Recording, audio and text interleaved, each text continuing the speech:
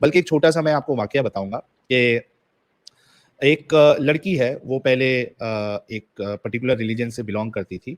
मैं क्योंकि अगर ज़्यादा डिटेल में बताऊँगा तो उसकी आइडेंटिटी एक्सपोज़ हो जाएगी और मुझे वो करना नहीं है।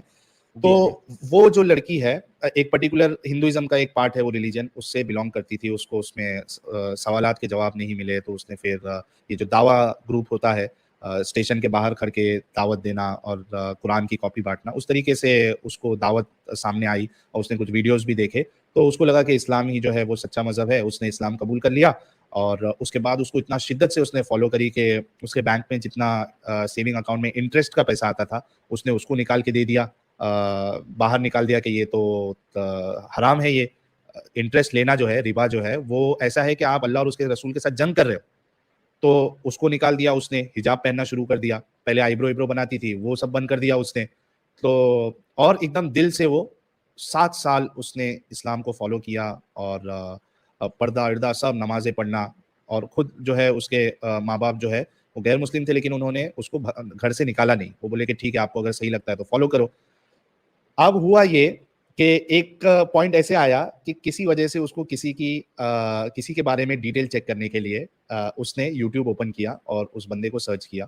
तो उसमें सजेशन में मेरा वीडियो भी आ गया।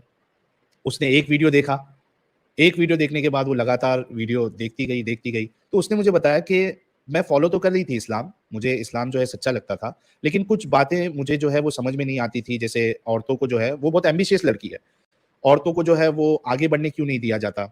यानी मतलब एक हदीस है कि जिस मुल्क की, जिस स्टेट की जो आप समझ लीजिए प्रेसिडेंट है या हुक्मरान जो है, वो अगर औरत है तो वो देश कभी सफलता नहीं पाएगा या वो स्टेट सफलता नहीं पाएगा।